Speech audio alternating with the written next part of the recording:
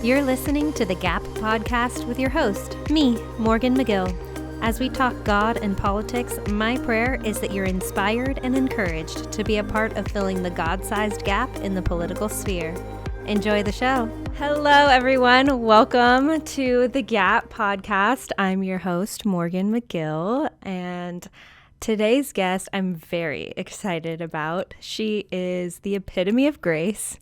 She's gone through so much in the last few years, and to watch as people have slung mud at her for her to literally turn the other cheek. She reminds me of Jesus in that way. Like, you are so graceful, and I am so excited to hear your story and to talk to you today and to inspire other people who might be facing hard times, especially in the political sphere where people sling mud.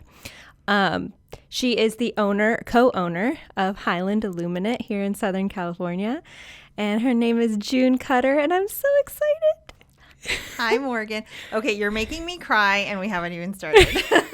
But you really are. You are so, you've inspired me so much in the last few years watching you.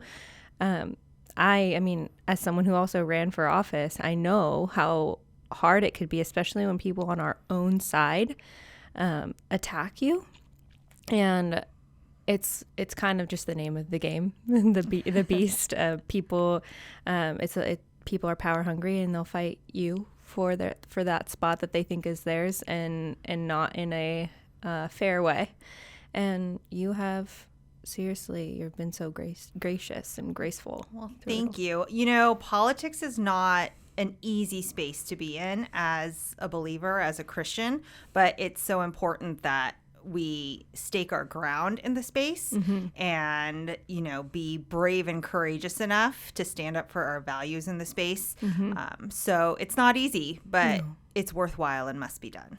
Exactly. So I want to give you the floor to introduce yourself to our listeners who might not know who you are and what your background, how you got into politics, because it's pretty interesting story, and I love it. And I want them it's to interesting and funny, right? Yeah. So I grew up in Orange County, child of immigrants, first generation Korean American, and of course, my mother being the original Tiger Mom, I had two choices: to be a lawyer or a doctor. And I was squeamish about blood, so I became a lawyer.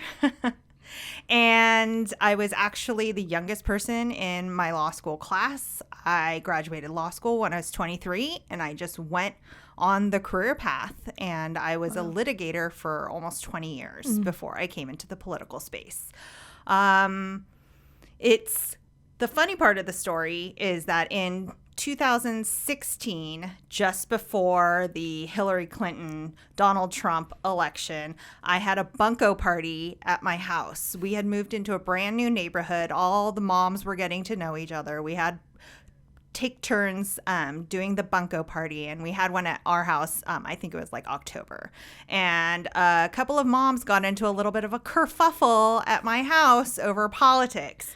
And as they were leaving, one of them came up to me and said, "I'm so sorry that we caused a ruckus at your bunco party." And she was the one that I was on the conservative side of the argument. So I said, "You never have to apologize for being a conservative in my house." And her eyes lit up, and she was like, "Really? Are you a conservative?" Did we just become best friends? And we actually did become best friends. And it turns out she was one of the top Republican minds in San Diego County. And she said, "Hey, why don't you join this group? It's called the California Women's Leadership Association, and we help conservative women run for office." So I joined, and then I became on the board, and then I served on the executive board. And the next thing you knew, it became my passion project to help conservative women run for office.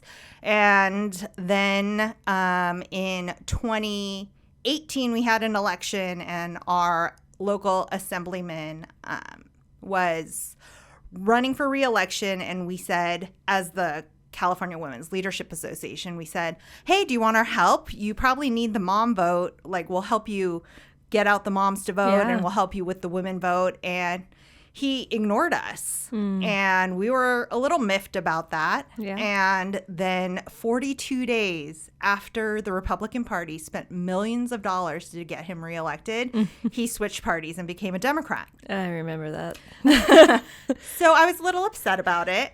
And I was sitting at the same friend's house, and we were talking about how that all went down. And we said, oh, we should find a Republican mom to run against him. Where are we going to find one?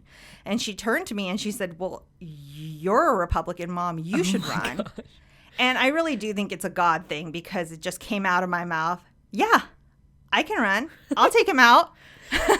And that is how I started to run for office for the first time. But, you know, just backtracking a little bit, I think every single thing that happens in your life happens for a reason and a purpose that you don't know, but God knows. Exactly. So I would never have moved into that neighborhood if God hadn't placed me there. I was actually in a bidding war on another house, and God struck me down with the flu, and I didn't get the other house. Wow. And so I had to restart our home search, and it ended up me up in this neighborhood with this friend to do this calling, and all the puzzle pieces kind of came into place because of God. God's awesome that way. I mean, even I ran for office before I even knew God. And that's honestly why I'm so passionate about Christians running for office now, is because of how politics nearly destroyed me without having that foundation. But it was a similar situation. Like, I look back and it was totally God that had me run too. It was like I was 10 days before the filing deadline, and I looked and I was like, oh, it's the same 3 people running against Susan Davis again. Like, again, like, we're going to run the same people over and over again and expect different results. And I was like, it was 10 days before the filing deadline, and I was like, I'm going to do it. I'm going to do it. When those unexpected words come out of your mouth without you having pre-planned them, that's God. Exactly. And yeah, it was a really, really total, like, God thing, how I was able to put together the team. And you too, like, the team kind of just fell into place, and you, like, made it past the primaries. And it was just like this whole, like, thing, and you did so great in that election. I just want you to know. Oh, you thank did you. Fantastic. And in this most recent one too, just you're an inspiration to me. I want to be like you when I grow up. Thanks for telling everyone I'm so much older than you. You're not that much older than me. You got the Asian genes. That's You're good. But, you know, it is it's hard to run for office, and it's hard to run for office and feel good about your choices at the end of the day. Yeah. But I think that's something that's so important, because you have to live with what you've said and what you've done and what you've stood up for. So if you don't truly believe it in your heart of hearts, it doesn't sit well with your conscience or your heart or your faith, then it's going to be really hard to live with those choices after the election is done, win or lose. Yeah. And I think we need more people who are faith-based and who are doing it for the right reasons. Absolutely. Not for self-serving reasons or power or greed or, you know, the drive to have some kind of, like, fame or notoriety. Absolutely. All of those self-serving desires lead us into a place where we have leaders who are not looking out for the people they're trying to serve. Exactly. I still remember, it's funny that you say that, I still remember there are things that I said when I was running for office, and even before that, when I was just a political commentator, that I didn't necessarily believe, but I just was echoing a lot of the things other people were saying because I thought I was supposed to. And because I didn't have a foundation, like a rock to stand on. I didn't have, like, unwavering values to stand on. And I look back and I cringe when I hear some of the things that I said, or I read some of the interviews and I'm like, oof, Morgan, why'd you say that? And And it's tough, and that's why I'm so passionate now about, like I said, about Christians getting involved in people who have that solid value system that run for office, because we see it all the time in politics. People like your opponent, we'll say his name, Brian, like Brian, who will waver. Like we see it like with Nathan Fletcher. He used to be a Republican, then he was a Democrat. Like we see it all of the time in politics, where people who don't have that solid value system will just flip-flop. They'll go with the tide. And that is just, that's frustrating, honestly. But it's because they don't have any like that value system to stand on. And I wanted to ask you, as someone who you were strong in your faith when you ran, were there times that you felt like you were being pressured to do or say something that didn't align with your values, and how did you respond to that? Well, I definitely think that my faith is so much stronger now than it was when I started running for office. And the pressure of people constantly criticizing you and, saying negative things against you and always coming after you, it's either going to break you or make you stronger. And for me, it definitely made me stronger in my faith. So I thank God for putting me in the political arena to test and strengthen my faith and bring me to where I am today. But when I ran for office, I was raised Catholic my whole entire life. And I had become a believer recently, and I ran for office with the foundation of my Christian faith. But it was constantly tested and strengthened throughout the process of running for office. So if you want me to tell you my testimony of how I became a believer. Absolutely. I would love to hear that. Like I said, I was raised Catholic. Yeah. And always had kind of that religious foundation in my life. I went to an all-girls Catholic school. Same. So much in common. I know. But I never had a relationship with God or, a true kind of personal belief and faith in Jesus Christ, because it was just, your parents sent you to church on Sundays and they sent you to the Catholic school, and you did what you were told, and you thought that meant that you followed the rules, so you were a good person, and that was kind of it, right? Yeah, and you're going to heaven. But I was a new mom. I had a 3-year-old and a baby. My husband was in the military. He was going to pursue his master's degree. So he was working his military job during the week and then doing his graduate studies on the weekend. And I was working full-time as an attorney. I had 2 small kids. And I just said, I have no joy in my life.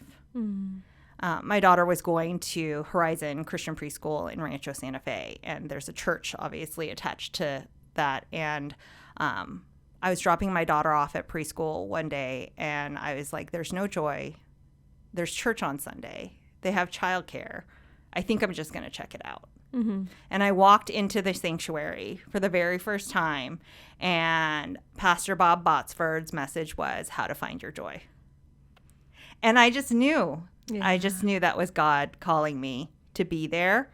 And that's where it all kind of started. And I think that I probably wasn't as strong in my faith when I jumped into the political sphere as I am today. But I think that's the reason why God put me there. Yeah, to like iron sharpening iron, like that being in the fire, purified in the fire. Yeah. So well, and then when I was running for office in the 2020 cycle, I met Senator Shannon Grove from Bakersfield, and strong, faithful Christian leader, and she was a mentor to me and inspired me so much. She got Tim Scott to throw a fundraiser for me when he was in San Diego for a prayer breakfast. And then she introduced me to so many Christian leaders throughout the state who helped me just amplify my message and strengthen my message, and all for the right reasons, and kind of validate the fact that I didn't have to do what the world was telling me to do. Yeah. I had to do what God was telling me to do. Yeah. Friends, in over 15 years in the political sphere, I cannot tell you how many times I've seen amazing men and women forego running for office because they have no idea where to start. And on the other side of that, I can't tell you how many times I have seen amazing candidates fumble the ball so hard because they have no idea what they're doing when they decide to run for office. That is why I founded Revival Consulting. The heart of this company is to help God-fearing men and women get elected to local, state, and federal office, because we see a country where the men and women in positions of political power and influence know and love God.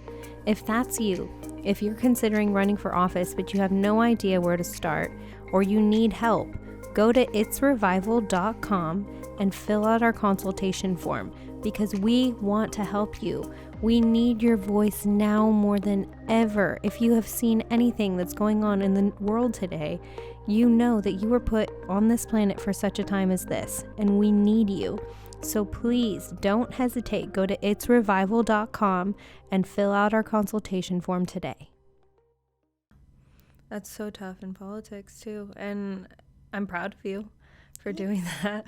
And yeah, so I'm just like in awe of everything that God has done for you and through you in these last few years, and it's just, God is so good. God is good, and if you're faithful, and if you have a true mindset of serving your neighbors, I think God will bless you and help you in your journey to be of service to other people. Yeah, and I think it's inspiring too for other people to hear, like, it just because the world says that you have to do something or say something or be something, like, we are not of this world, right? We respond to the Most High. Like, we don't have to do what the world says. We are, and we don't have to be defined by what the world says we are either. So that's beautiful. I do want to ask you something else too. Okay. Because now you're not running for office anymore. Well, at the moment, we'll see, maybe in the future. But you've been so influential in helping other people run for office, and in something that's actually, I think, as a candidate, the hardest thing to do is to raise money. And especially, like, it's hard asking for money. It's hard, it's hard getting people to want to buy into you, because people are like, well, I don't get a tax write-off for that. It's the most important part of running for office, because you can't do anything unless you have money.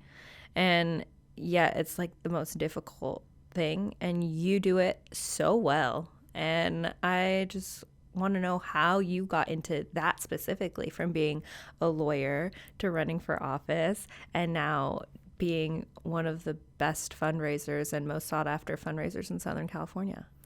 Well, that's quite a compliment, Morgan. You are. But, after 2020, November 2020, I lost my election to Brian Mainshine, and then I had just kind of taken my law practice part-time at that point, and had to examine, well, what do I do now? Mm-hmm. And several people approached me because, I guess, backtracking, during the 2020 election, my friend and fundraiser got offered an opportunity in Washington, D.C., which she took, and she has done incredible and amazing things, and God has worked miracles in her life as well. But I was left without someone to really help me raise money. And at first I panicked, and I was like, what am I going to do? Yeah. She was the best fundraiser in San Diego. Yeah. How am I possibly going to do this without her? But I was left without a choice. So I rolled up my sleeves, and I basically said, I'm going to take everything that I learned from watching her and do it myself. And at the end of the day, when November came around, I had raised more money than anyone had ever imagined somebody running in that seat would raise. And people took notice. So when I was sitting there reflecting on what I should do, people came up to me and said, would you consider raising money professionally? And I was like, really? Well, I guess so. I mean, I'm pretty good at it. Proof is in the pudding. It's something that people don't want to do. Yeah. Like you said, it seems daunting and it seems hard. And most political candidates would say that it is the thing that they like the least about running or hate the most about running. Yeah, I mean, same. But it's the thing that I love the most because I get to connect people with candidates and causes that are fighting for what they believe in. And I don't think of it as just asking for money. Yeah. I think of it as asking people to partner with a candidate or a cause or to invest in a candidate or a cause that will do something good for the world that they want to see done. Wow. So I think what sets me and my partner Dina apart from other people in our profession is that we don't really think about it as money. We think about it as fuel for doing good. And we'll never ask somebody to give to a candidate or cause we wouldn't give to ourselves. Wow. That's beautiful. I love that. And it's actually, there's actually a lot of negative things that people say about fundraisers. Oh, you don't say? It's just wild to me because everyone needs them, especially if they're running for office. So how do you navigate that? Like people saying that, you know, what you do is like, gross. I don't know. Because what you do is actually very important. Well, I moved from one hated profession to another. So attorney to fundraiser. So I guess I'm used to being criticized for what I do for a living. But, you know, as with anything, I think the people who criticize you and say hateful things towards you without really knowing what you do or why you do it, the only choice is to ignore it. Yeah. To ignore the noises of the world and focus on why you're doing it and look inside your heart to see whether your purpose is pure or not. Yeah. And I honestly think that I do what I do because I want to help good people with good hearts and good intentions seek public office. I love that. And if you're not going to be a servant leader, if you're not going to be someone who sticks to your morals and values, like obviously it would be difficult for me to ask somebody to support you. Right. And, you know, it's the same standards I would use personally that I use professionally. So as long as I know I'm doing the right thing and I'm helping the right people and I'm using good means to do it, what other people have to say about it doesn't matter. Yeah. And have you ever had to tell a client no, like I'm not gonna, or basically, have you ever had to fire someone, like say like I can't support you anymore, like I can't help you anymore, or have you ever had to say, yeah, no, I'm not gonna help you? You know, I've been really lucky in that I've had good people to work with. Yeah. And people that I believe in who trust me and my business partner to help them. Yeah. And our dance card has always been full. So when it really is. So when other people come along, it's more about saying that we don't have the bandwidth to help people. Got it. And I do think that people gravitate towards like-minded or like-hearted people. I don't think anyone who doesn't believe in my philosophy would seek me out. That's true. Good point. I actually remember you telling me once, and I really want you to repeat it for the world to hear, how you named your company because it's so beautiful.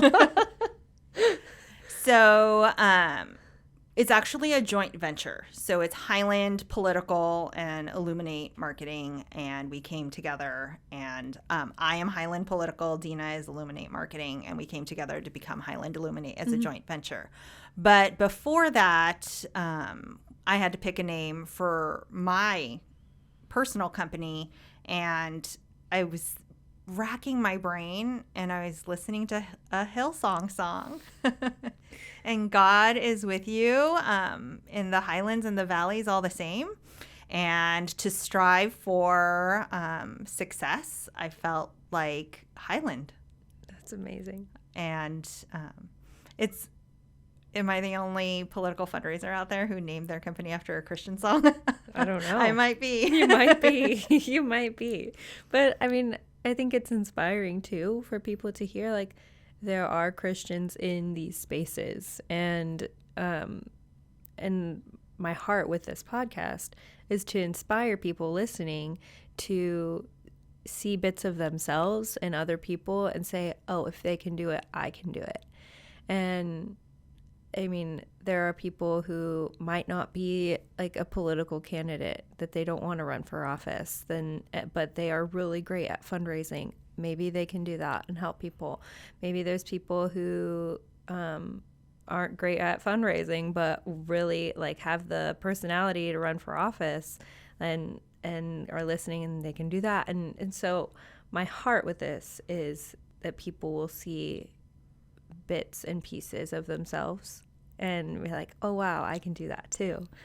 And I wanted to ask you if there's anything that you would like to say to people listening to encourage them who might be doubting if they can step into the political sphere or if they should. Because I personally think every single person who cares, every single Christian should be involved in some way or another, whether that's volunteering or donating or running, any type of. I personally feel like there's room at the table for everyone in this sphere. I agree. Well, when we talk about the church, we say the church is a body, and the body has many parts, Mm-hmm. and all those parts come together to work together, and that is the church. Mm-hmm. Well, the church is not a building, right? We're supposed to Right. like go out into the world. Exactly. So let's talk about the political sphere as a body and the Christian political sphere as a body. We all have different parts to play in it. Some of us are candidates. Some of us are donors. Some of us are volunteers. Some of us are great at handwriting envelopes. Some of us are really great at making phone calls. Some of us are great at knocking on doors. Like, everybody has a part to play, just like you said. And if you are a Christian and you are living in this great nation and you want to preserve the American way of life for yourself, your kids, your grandkids, future generations, and you want to protect that freedom of religion, you want to protect the ability to have parental choice in how you raise your kids, if those things are important to you, you can't just stand idly by. You have to join in the fight to preserve your values. And you know what? It might mean that you pick 5 candidates that are running for office and you give them each $5 a month, $25. That might be your role to play. Yeah. It might be that you are there to just volunteer at events, drop off yard signs, or send words of encouragement. However big or small you're able to participate in the process, participation is the key. And the most important thing, obviously, is to vote, because there's so much data out there that says if 10 more people from every single church just voted, the results of every election would lean more conservative and would be completely different. Wow. So maybe you already vote and you go to church and it's election season. Can you encourage 10 people to vote who wouldn't have voted otherwise? That could change the world. That's amazing. Wow. No, I'm inspired to go tell 10. I mean, I tell everybody to vote, but I'm going to tell 10 people to vote. Oh. At my church, we recently started encouraging people to vote, and we started a civics ministry. Yeah. And I think that I've noticed so many more people who want to be engaged, who want to have an outlet, and maybe find that group at your church and build it up. Yeah. Help people register to vote, turn in their ballots, become more educated about what's going on in the world. And every little bit makes a difference. Every word of encouragement can have such a ripple effect that you don't even know until many years and cycles down the line what your actions have done to change the political sphere. Totally agree. Well, thank you, June, Thank for you. being with me today. I'm so excited for what you have coming up, like everything that you have done and are continuing to do. And I know that this isn't the only interview I'm going to have with you. There's totally going to be more because of how impactful you've been in San Diego County and will continue to be. So thank you for being my guest today. Thank you for inviting me. Anything for you, Morgan. Oh, I love you. Love you too. Thanks for listening to today's episode. If you liked what you heard, don't forget to share it and make sure you subscribe to our channel so you don't miss an episode. Now go out in the world and make disciples. We'll catch you in the next one.